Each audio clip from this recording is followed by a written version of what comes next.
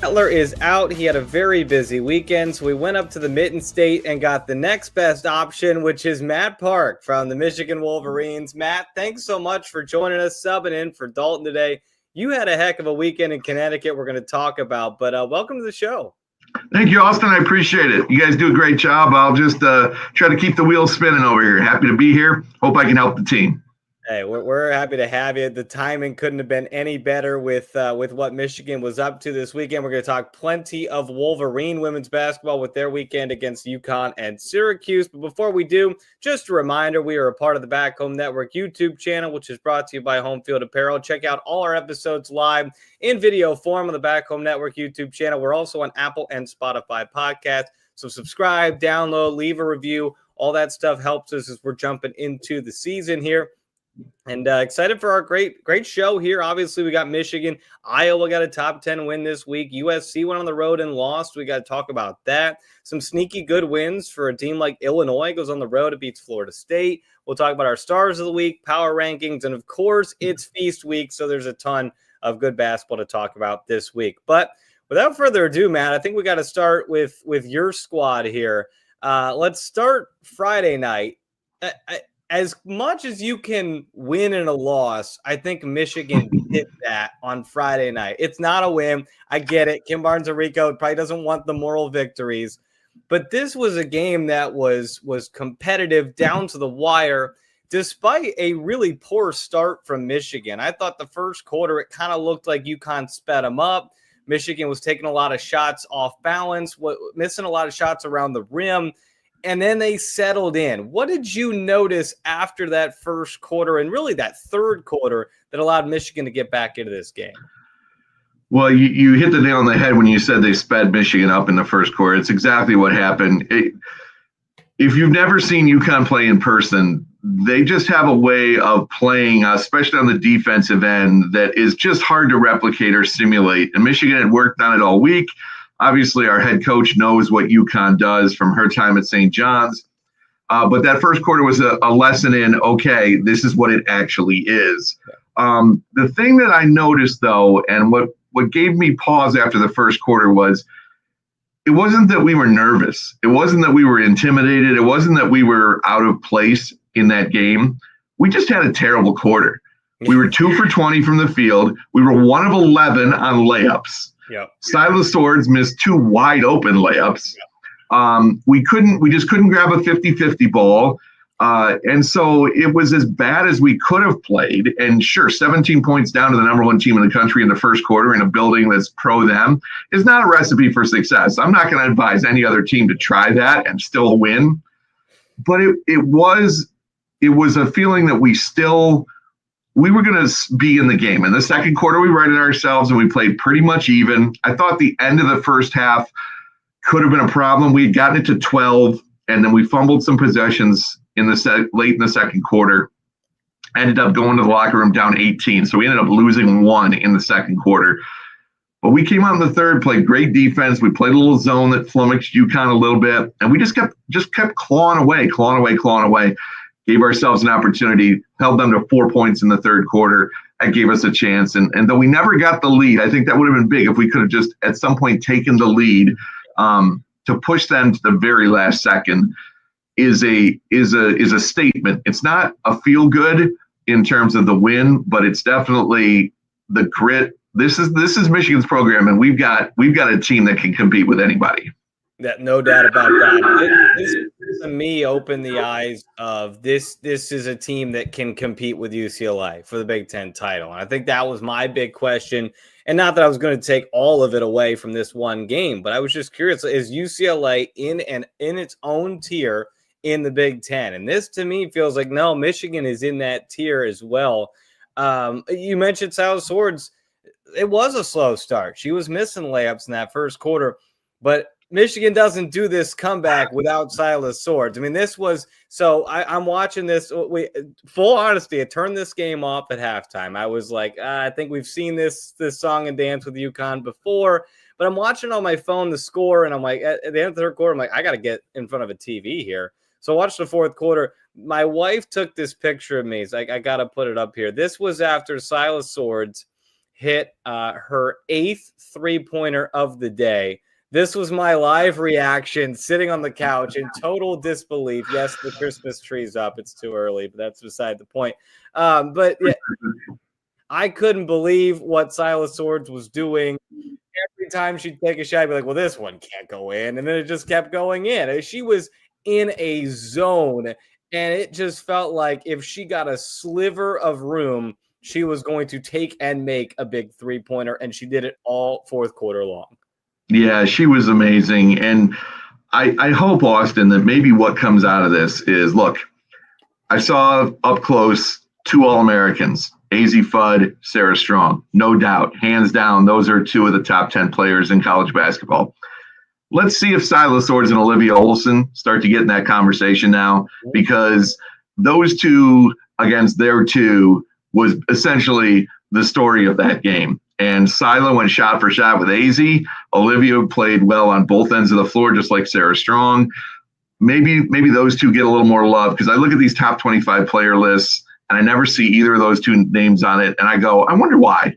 And so I hope selfishly for those 2 kids that they get a little bit more recognition. Say this about Sila. She was also the one that was kind of carrying the team in some of these huddles and on the floor, all this communicating. Of all of the players on our team, she was the one who was going to be least intimidated by this environment. She's played in the Olympics, for God's sake. I mean, this was not the biggest game she's played in her life, but for everybody else, it was. And her leadership was the other thing that was a big factor there. I thought the other thing interesting, too, you talk about UConn and how smart a team they are. We ran the same play twice against them in those last 20 seconds to get Sila a shot. It was just an inbounds, a flare screen, Sila popping off. And she got an open look both times. Interesting that UConn didn't have some kind of an adjustment ready for that. The second one was much more difficult than the first one, I thought. The difficulty was up. Yeah, she had to do an extra sidestep on that second one. But they were beautiful plays called by Kim Barnes-Arico. Good passes. I think Olson was the one that passed it both times, if I'm not mistaken. Yep. So it just really was an impressive second half.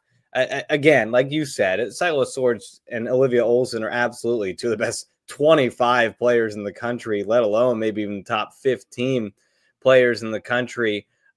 Defensively, it was not a good start. UConn was getting a lot of good looks there in the first quarter. What'd you notice Michigan kind of switched to in that second half that allowed them to be better on that end of the floor? Well, the zone was something that certainly helped. Kind of keeping Strong from being able to just sort of look over the defense and find Fudd on a lot of those screens. We were able to sort of hedge out a little bit, be a little closer on the catch. I think that was the biggest difference. The other thing, UConn usually kills teams on the glass.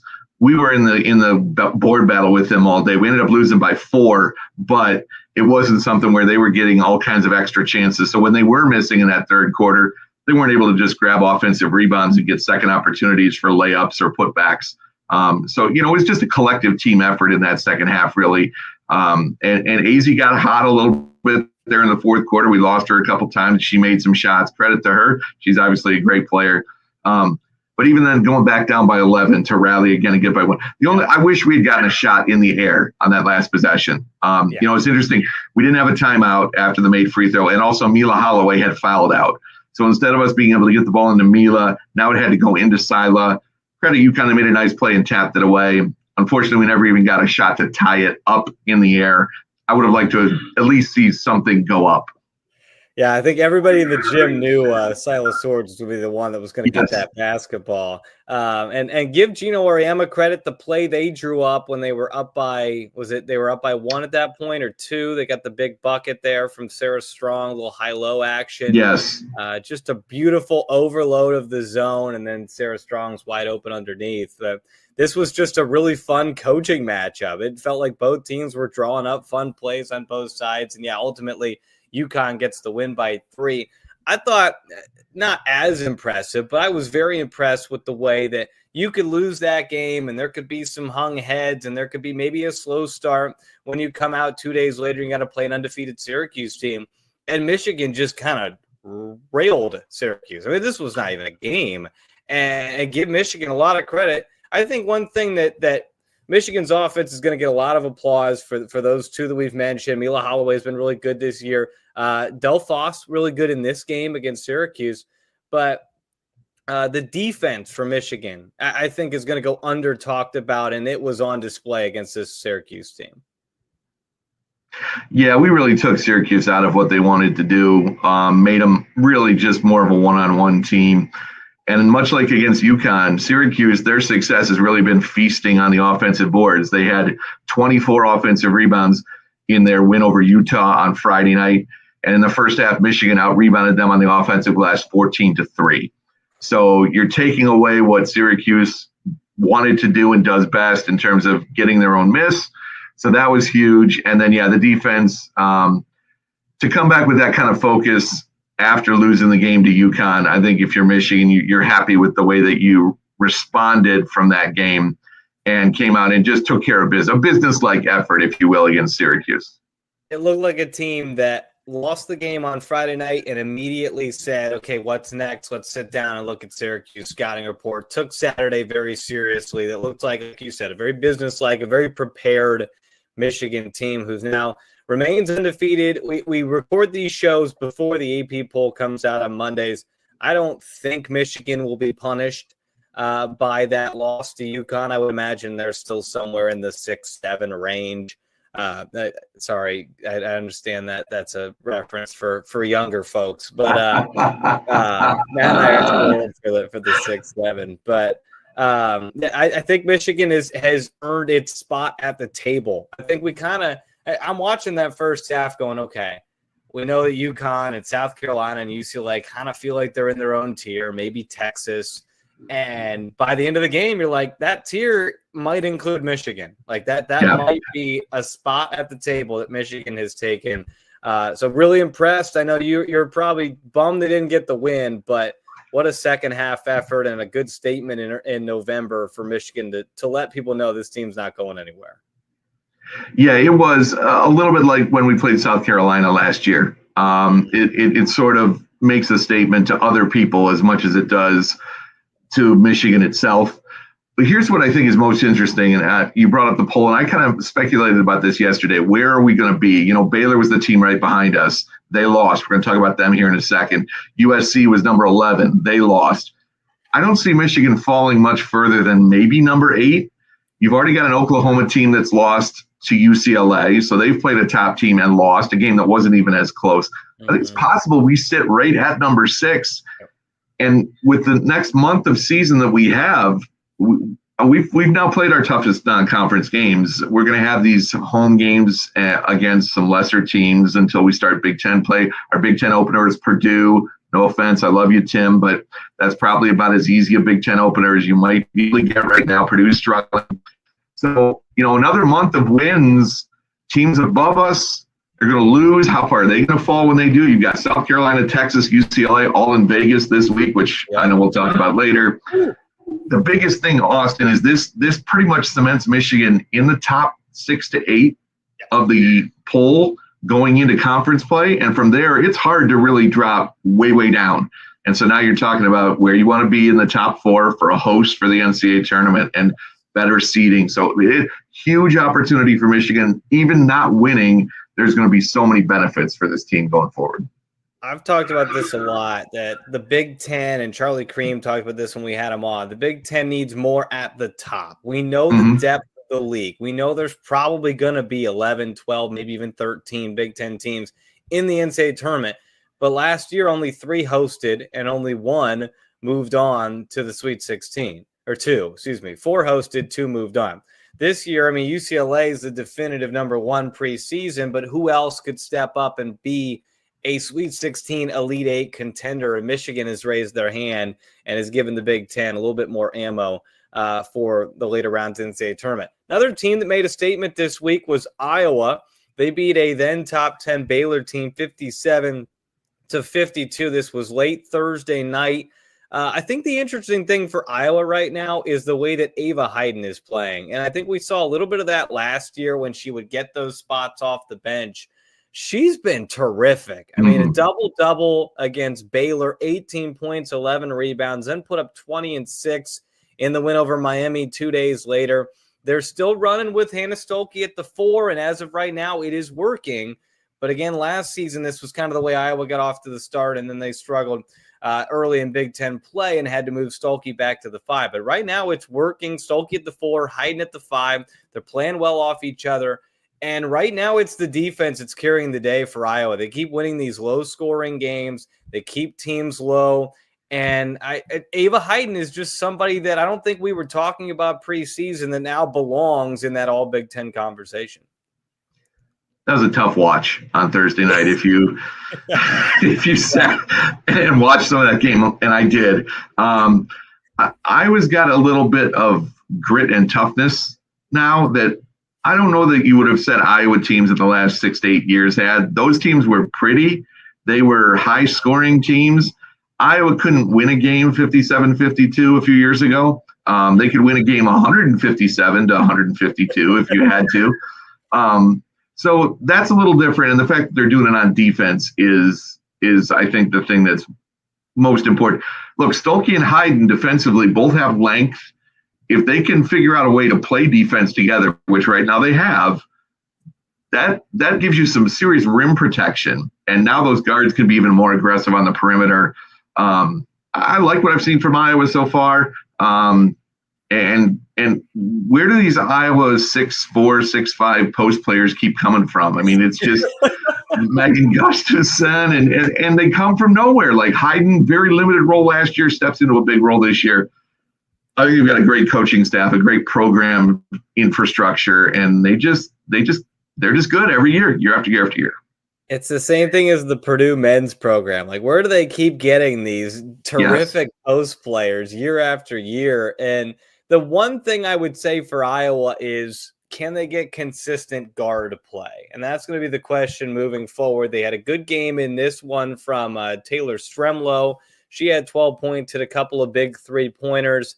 They had a decent game from Taylor McCabe, who knocked down 3 threes in the win over Miami. But you look at these two games, both times the 2 of the 3 leading scorers were Hayden and Stuelke, and that's kind of been the case throughout the season. Can you get some more? I know Kylie Feuerbach's not going to be a 15-point-a-game scorer. Neither is McCabe, probably not Stremlow, but can you get a little bit more out of them? Can Emily Rodriguez's role grow off the bench? Can Chit Chat Wright be a little bit more consistent offensively? I think that they have put themselves in the conversation to be a hosting school, to be a top 5 team in the Big Ten right now. But if they're going to compete with the Michigans and the UCLAs and the USCs and the Michigan States, they're going to have good guard play consistently in the Big Ten. Yeah, the guards have to improve. The good news for that is the guards are young. You mentioned Feuerbach and McCabe. They're really just shooters to me for Iowa. It's about Wright. It's about Rodriguez. It's about those other youngsters. And if they improve as the year goes on, that could really help Iowa develop. You're right. They put themselves in that 10 to 15 range right now, which is going to give them the opportunity depending on how the season goes. But, it's funny. You want to talk about the end of the year so often, but a lot of times it's the beginning of the season. It's the foundation that you lay early that helps you. And it can do the opposite. Think about Iowa State last year, a top 10 first-ranked team, and they were in a play-in game because of how much they struggled early in the year. Duke may be similar this year with the way they're struggling early. These early season games can really build those momentum blocks for you. And Iowa, much like Michigan, I think, has built themselves a solid floor to where it's going to be hard for them to go down a lot further than they are. And when you play defense, and we'll flash the other score up, they did hang on to beat Miami, Florida a couple days later by 3. When you play defense the way that Iowa does, the floor is raised. Your floor is high when you know you can play consistently good defense. They did this one against Miami while shooting 3 of 21 from 3. So this is not a prolific three-point shooting Iowa team like we've seen in the past. But in the Baylor game, they held Baylor to 29% shooting. Again, defense travels. No matter where you go, if you play good defense, that's going to work. A couple games still with some meat on the bone in the non-con for Iowa.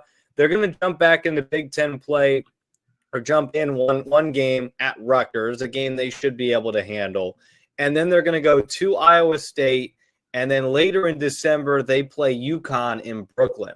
So again, not expecting Iowa to beat UConn by any means, but can you go to Iowa State and win in that rivalry matchup? Can you be competitive with UConn? It's certainly a data point that will help us learn more about this Iowa team, who starts with Penn State and Nebraska at home to start Big Ten play, then at Northwestern. So if you're gonna create in this conference a starting ramp, that's not bad. If you're Iowa to try and get off to a good start, then they come to Indiana, they play Oregon, Michigan State. It starts to get tough after that for sure. But Iowa's in a good spot right now, still undefeated. I thought this was a really big score from the weekend. Then we'll talk about a couple of teams that lost, but Illinois went into Tallahassee yesterday and just spanked Florida State, 86-63. I was there last week. I watched Florida State play. They're a solid basketball team, and I didn't think this was in the cards. And this was really impressive by Illinois, a team that a week before had lost at Oregon State. Didn't look that great in doing so, and they got some really good production out of some players who have been inconsistent this season. Gretchen Dolan was awesome in this game, 25 points. They got 13 from Maddie Weber, whose minutes are starting to go up as the year's going on. Brown Hager had 12. Barry Wallace, the leading scorer in the Big Ten, was a little quiet with 10 points. But Illinois, when you shoot 53% from three, 50% from the floor, you're not going to lose a lot of games. And Illinois goes on the road. Florida State gets their best player back in Soleil Williams, who did not play against Indiana, and it did not matter. This was impressive because I think as you take data points in for Illinois, this is a young team, a lot of players in different roles this season, and there's going to be some bumps like there was in Corvallis last weekend. This was impressive from Shauna Green to get her team to play this well on the road. You know what Illinois reminds me of a little bit when you talk about different players having to step up is, to me, a lot like Notre Dame. Yeah. We know Illinois got some talented players. We know Notre Dame does. But for Notre Dame, they're asking players and they're having players in positions, asking them to do things that they haven't done in their previous stops at other schools or in their previous time at Notre Dame. Illinois, I think, is the same way. I think that's what you're talking about with that inconsistency. Sometimes those players are going to be able to come to that level. It's the great teams and the great players that can stay at that level all the time. I think the biggest thing for Illinois is that Wallace didn't do much in that game, and yet they still won comfortably. So that's what makes you feel really good if you're Shauna Green. Gretchen Dolan has kind of always been a hot and cold player. I think she's really the key. If she can emerge as a consistent player alongside Wallace, now Illinois has got two go-to players. I think that would really help the Illini ascend even further. I would watch for them possibly to be on the fringes of the top 25 when the polls come out later today. And certainly we've seen what Shauna has done at Dayton and now at Illinois. She can coach. They're a team that's going to be in that mix of the middle of the Big Ten, and can anybody emerge to create sort of a second tier behind the top ones? Illinois, I would put in that category as a possibility.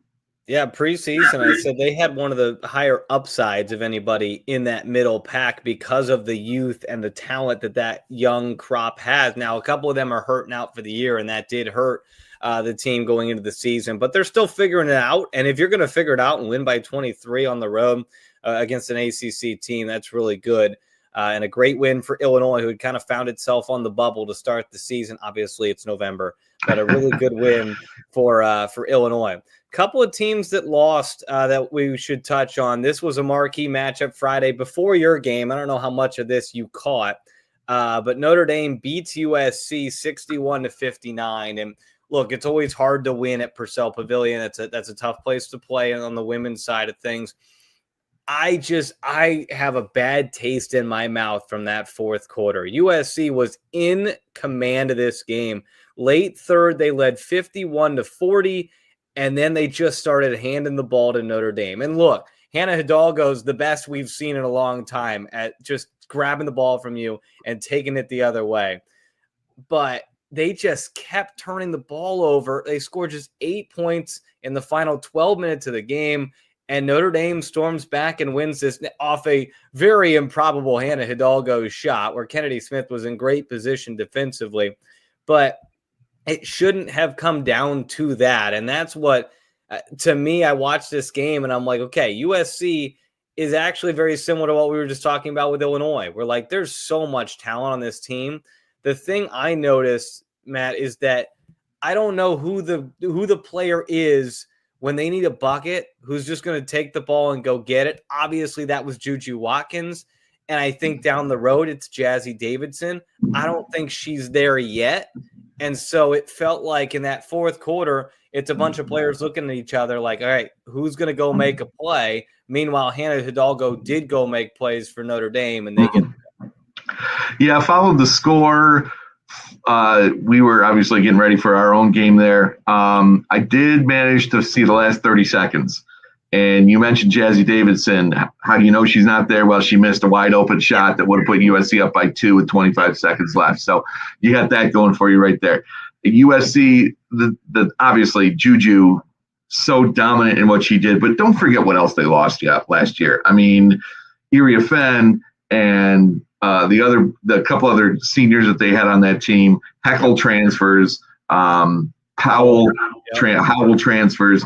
So it's a young, inexperienced USC team. Honestly, probably the best thing that could have happened to them is to actually lose that game, because they did. They sort of lost their rhythm in the fourth quarter. And this is an opportunity for Lindsey Gottlieb to go, guys, see, we got to be locked in. You got to go 40 minutes. You can't have these lapses. You can't have these little mistakes here and there. So as much as you hate to lose, I think Lindsey Gottlieb would privately tell you, I'm okay with losing this game, because it really reinforces what we're able to do. Here's the second thing. USC ranked number 11. Probably a little too high for them.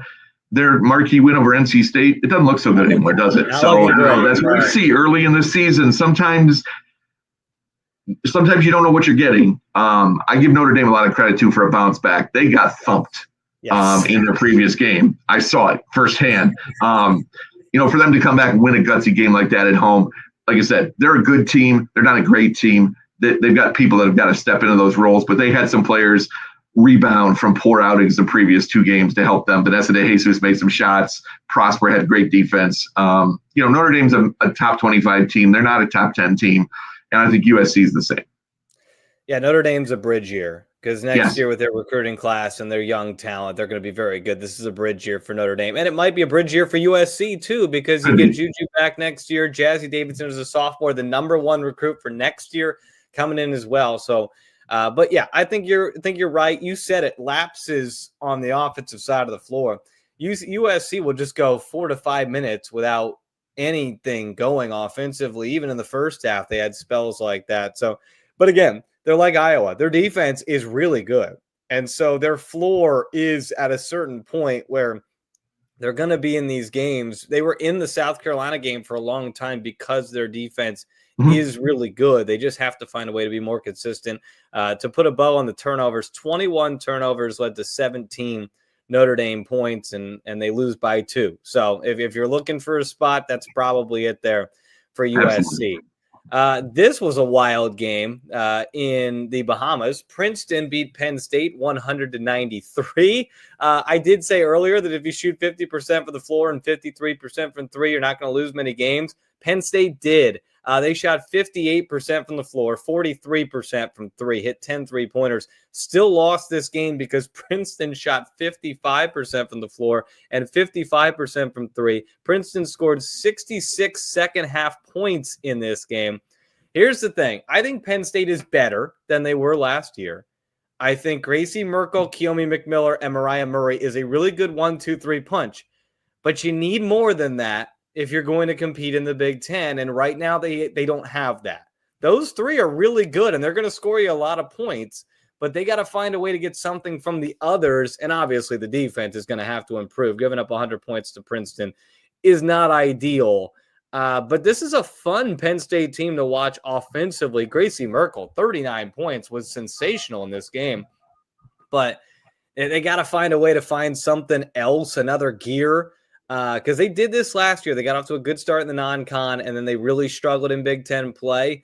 I'm trying. I think they're better. I think they have more punch offensively, but this was a bad defensive performance for Penn State. Yeah, I haven't had a chance to see Penn State yet, I'll be honest with you. I'm curious to see how McMillan fits in with Murray and Merkel. I agree with you in premise. Those 3 should really give you a chance to be a lot more competitive on a night-to-night basis. One thing I've noticed about Penn State over the years is as time has gone on, their defense has become less and less of a component of their success. Mm-hmm.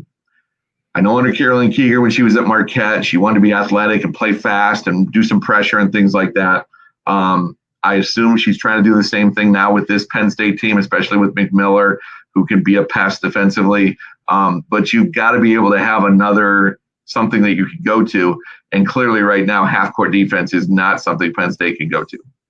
Well, McMillan has been doing a really good job, not only scoring, but of facilitating, had another 8 assists in this game. Mariah Murray's been a really good three-point shooter, 6 of 9 in this game for 20 points. But again, you get, let's add these up, 39, 20, 19. That's a good 78 points from those three. Yeah, you need more.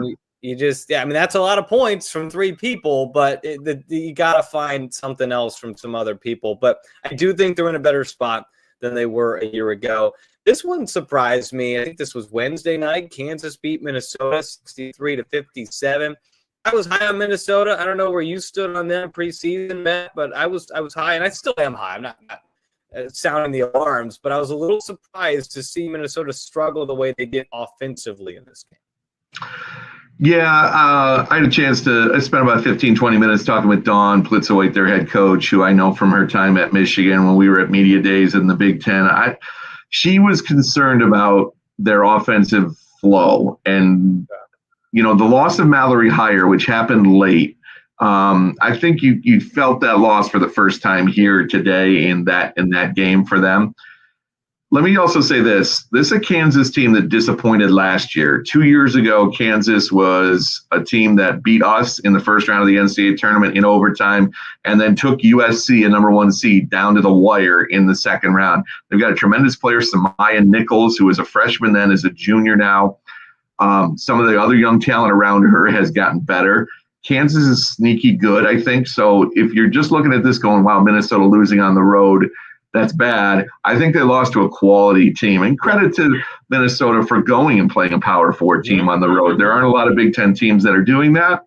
They may feel like they don't need to. I think you need to test yourself a few times out of conference. That's my opinion. And for Minnesota, again, this is a game they will learn a lot more from this, even losing, than they would have by playing, say, Missouri, Kansas City in Minneapolis and winning by 50. Yeah, and give them credit. Washington has a win at Utah. Illinois and Indiana have both gone to Florida State and won. So there have been some good away Power 4 wins for the conference. Kansas, of course, gets this one. Minnesota shot just 34% from the floor, 22% from 3. They had it tied with about 7.5 minutes to go, but Kansas kind of turned the faucet off on Minnesota down the stretch of this one. Anything else stand out to you from this week in the Big Ten? I think that's kind of the home run hitters there. There's still some teams on cruise control. Our good friend Dalton Shetler's Spartans have not played anybody yet this season. You called him out for that, by the way. I know that he has everything to do with scheduling, but have you said to him, hey, buddy, you gonna welcome you gonna play somebody or what? I texted him after Indiana beat Florida State. I said, dude, you got to start playing some teams because it's more fun when you play some close competitive games because they are still averaging over 100 points a game. But again, have not played anybody yet this season. Anything else stand out to you from the Big Ten so far? I would say the only other thing that really stood out to me was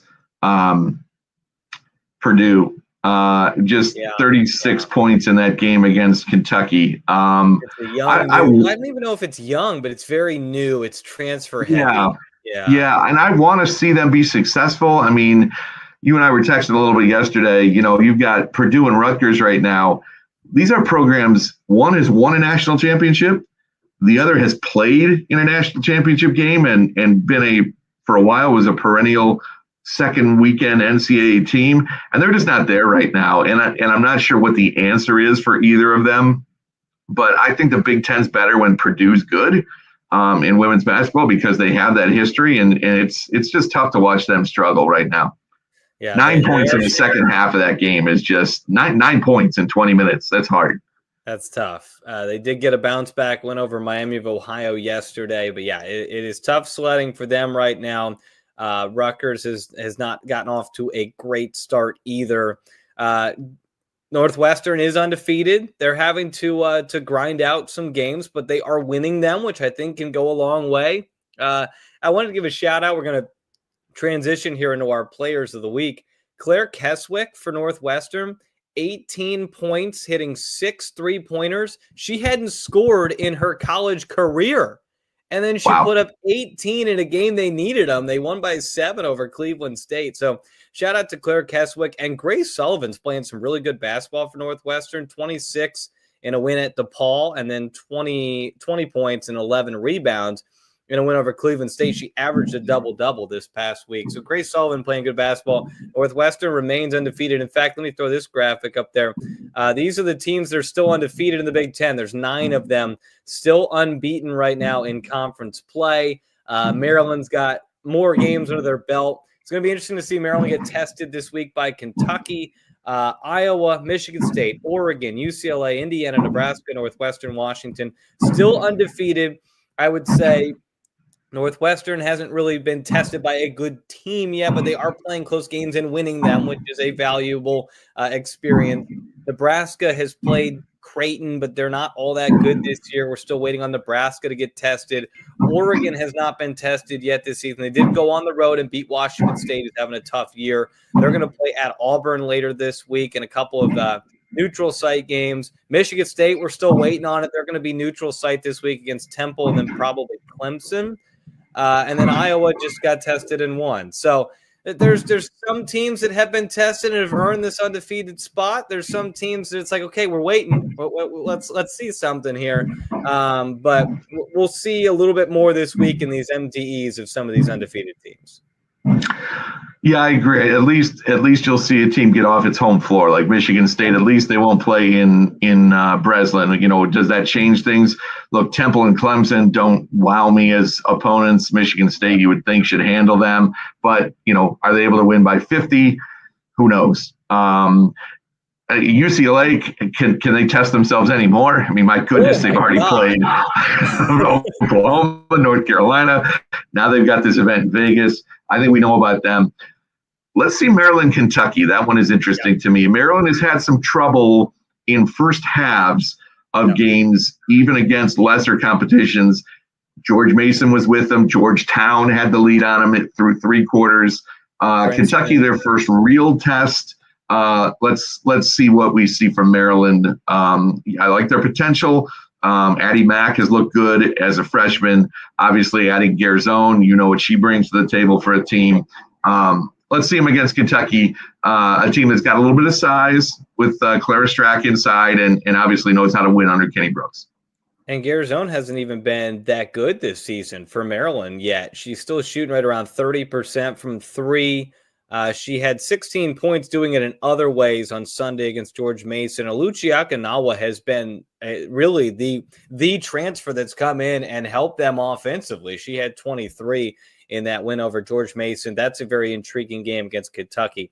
Here's our 3 stars of the week for the Dribble Drive, our weekly award that we give out. And Silas Swords, it was hard not to give her one of the 3 stars with her performance against UConn, 8 for 14 from 3. Britt Prince goes for 30 in a win over Oral Roberts. There were a lot of performances that were worthy of stars. I gave Britt Prince the benefit of the doubt for getting a 30-point performance. And Gracie Merkel, I know it was a losing effort just like Swords, but 39, going 19 for 23 from the floor for Gracie Merkel certainly deserves a shout out. And that's back-to-back weeks for Gracie Merkel, landing on our 3 stars of the week. Some other performances we mentioned: Gretchen Dolan had 25 at Florida State. We talked about Ava Hayden, averaged 19 points, 8.5 rebounds this week, double-double against UConn. Olivia Olson, 3 games for Michigan this week. She averaged 17 a game, had a double-double against UConn. Kennedy Blair for Michigan State, 25 points, 10 of 11 from the floor in the win over Oakland. We mentioned Grace Sullivan and Claire Keswick and what they did for Northwestern. Katie Fiso has been a nice offensive addition for Oregon. She had 22 points, 8 assists at Washington State. Kara Dunn, 21 points and 4 threes at Notre Dame. And Lily Cron had a great week for Wisconsin, 21.5 points per game. She shot 13 of 18 from 3 in the win and in their 2 wins this season. So that's those are some of our players to shout out this week. Matt, I don't know if you had anything else that jumped out to you. FISO could really be a weapon for Oregon. What was their problem last year? Scoring, right? They could stop people. You know that firsthand from last year. But could they score? Sorry, I had to take a little shot there. Kelly Graves said it was one of the worst games that he's been a part of. But, I mean, that game was awful. So, if Oregon can score, obviously they've got the base on defense, and FISO, look, Washington State, I'm not exactly sure what's going on there for them this year, but hey, you went on the road in, against a team that's Power 4 level. You take it every time. He told us before the season they would be better offensively this year. He couldn't do another year of what they did last year. Lisa Mebius being out for the year is still something to monitor for Oregon. Yeah. Let's get to the Dribble Drive top 5. Dalton did submit his, and he was very lame. He didn't make any changes to his top 5. He left UCLA 1, Michigan 2, USC 3, Michigan State 4, Maryland 5. I had some movement. Michigan cemented itself at number 2 for me. Maryland and Washington bump up because I had to drop USC. I think USC is still a very good team, but I saw flaws in that game. That to me, and like what you said, Matt, the NC State win is looking a little bit less impressive at this point. To put too much weight into that, Michigan State is right there for me at number 6. I think it's you could go back and forth. Anybody between 3 and 6 right now, I'd move them around in any order. But that's where I have it right now. I give Washington the benefit of the doubt over Michigan State again, like I said last week, because Washington went on the road and beat Utah out El-Ladin, and Michigan State hasn't played anybody yet. So to me, that's why Washington's in there and Michigan State's not. I would like to see El-Ladin back, though. She's still out with an undisclosed injury. Don't know what is going on there, but Washington keeps winning without her. Xavier Sellers has been really good, but they need El-Ladin back, but I'm giving them the benefit of the doubt for winning on the road. If you had any nitpicking here, I would imagine you would nitpick with Dalton. You two have this little back and forth. What would you nitpick, if any, in those top 5? I'll tell you, I think the top 2, based on what we've seen, is pretty easy. I like Maryland at 3. Again, let's see what they do against Kentucky. I like Washington where you have them. I think I'd put Iowa in that top 5. I think Michigan State, we don't know anything about Michigan State yet. So I understand Dalton putting them in there. That's who he sees every week. He's got to be in the locker room. He's got to talk to the coaches. So you do what you got to do. You put your home team, you pump them up a little bit. I'm good with that. But we don't know anything about them yet, to be quite honest. We'll learn more, and they may well be a top 5 team, but let's see it first. But I'd put Iowa up there. I think I'd go UCLA, Michigan, Maryland, Washington, Iowa. That'd be my top. That's fair. Yep. And I got to be honest with you, Iowa keeps slipping my mind. And that honestly, if I were to redo it right now, they might be 5. I'd probably put them at 6. I'd probably put them ahead of Michigan State because of what you said. They've done something Michigan State has not quite yet. It doesn't mean that Michigan State's the 7th best team maybe in the Big Ten when the season ends, but right now you got to reward the people who have tested themselves and passed those tests. Here's what's coming up this week. It's feast week, so there's always going to be good games this week. This is the big game schedule that we've got going this week. Threw one on for today. Minnesota taking on a South Florida team that's usually pretty solid out of the American. That'll be later today. As we speak, Ohio State is playing Belmont. So that's a good test for the Buckeyes. They're also in this Baja Mar Pink Flamingo Championship, different divisions. You mentioned it a couple of times. This UCLA-Texas game on Wednesday is the game of the week that could be upped by what could happen Thursday night by UCLA potentially playing South Carolina. If they both win or they both lose, we could see a UCLA-South Carolina matchup on Thursday night. Maryland, Kentucky, we've talked about that. That one's in Puerto Rico on Wednesday. Indiana gets Gonzaga on Friday. Wisconsin gets a test against Ole Miss in Daytona Beach on Friday. Northwestern will take on Missouri. That's a winnable game for Northwestern. Missouri has not played well this year. That's one that Northwestern can go on the road, get a neutral site win against a Power 4 opponent. That's in Fort Myers as well. Oregon goes on the road. Credit to Oregon. They didn't play any non-con road games last season. They will go to Auburn on Sunday. And then UCLA just said, let's throw another one in there. Number 15, Tennessee. Why not? Let's play another ranked team. That one on Sunday afternoon. UCLA is playing maybe the toughest. This is like what UConn and South Carolina used to do. And Don Staley said this year, like, nobody wants to play us anymore. UCLA is just playing everybody they can, and they're going to have a lot of data points on their resume before Big Ten play even begins. Not even data points, Austin. They're going to have no fear of anything else the rest of the season based on the schedule that they've played. I mean, how does a game at even at Michigan, how does a game at Michigan scare you any more than playing Texas or South Carolina or Oklahoma or North Carolina on a neutral site? I mean, Corey Close, I give her a ton of credit for doing this. Now, obviously, she knew she was going to have a team that she could do this with. Yeah. But it's fun to see. It's great for the Big Ten if UCLA can go out there and be successful in some of these games. But it is a crazy schedule. I mean, that's going to be 8 games, and 6 of them are going to be against teams that were ranked in the top 15 when they played them. Just can't get any tougher than that. Incredible. And so credit to them. They start with, I think, somebody decent in the Big Ten too. They might. What's that? They might. I think it's one of those West Coast teams because they don't usually have them travel early. Yeah, they're gonna welcome Oregon, which is not a game they should lose by any means, but it's still an NCAA tournament caliber team. Then they go to Ohio State late December, go to Penn State, host USC. So yeah, you're getting the January 1st, and you've been tested 3 times more than anybody else, in certainly in the Big Ten, if not the country. But the one thing is they have not played a true road game. Not that is a huge deal because they're still playing all these great teams in neutral sites, but they've not played a true road game. Their first true road game will be that Ohio State game on December 28th. They're playing a lot of neutral site games, which is fine. We love it. As consumers of basketball, we want to see good teams play good teams. So this is fantastic. You mentioned a couple things about this Maryland-Kentucky game.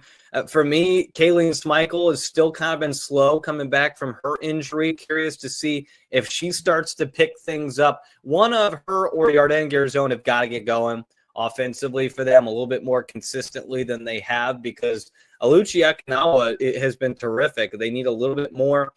You mentioned Kentucky. What's their post situation like at Kentucky? Because that's my big question mark with Maryland, is what is their post situation? Do you know anything about Kentucky's 5s? Well, they've got Clara Strack, who came with Kenny Brooks from Virginia Tech, and now it's her show with Kitley out of there. She gives them that size dimension, rim protection, and she's become a much better offensive player. So she'll challenge Maryland's post players, no doubt. Yeah, and that's my big question mark for Maryland, is do they have that consistent post play? We'll find that out this week.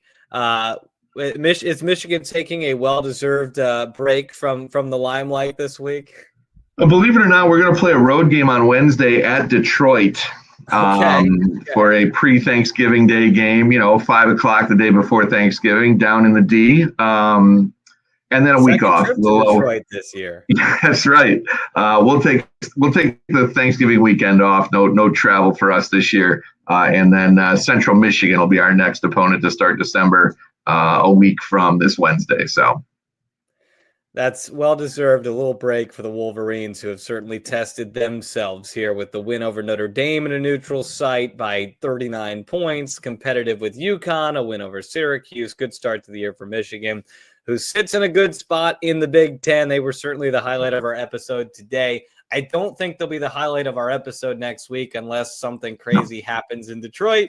I think UCLA might take the spotlight when next Monday rolls around. But anything can happen in Feast Week. We're excited to have it. Matt, thanks so much for stepping in. You were wonderful. We might just, Dalton may, until Michigan State plays somebody, Dalton may be benched. We'll see. That's his punishment for not scheduling harder teams. That's right. I'll tell you what we need to do is we need to get with our ADs, and we need Indiana and Michigan to both go to Baha Mar. We'll go out to the Bahamas for 4 days, play a little golf out there, do a little basketball in between. That would, maybe we can make that happen next year. I think we absolutely need to make that happen. I will be probably renting some clubs down in Fort Myers this week because we'll be there for a long time. So good for you. Good for you. Well, Matt, we appreciate you stepping in. That's been Dribble Drive episode 77 every Monday on the Backbone Network YouTube channel. We appreciate you following along with us, whether it's in video form or audio form on the Apple and Spotify podcast. For Matt Park, I'm Austin Render. Episode 77 of the Dribble Drive. Happy Thanksgiving. Enjoy some great basketball.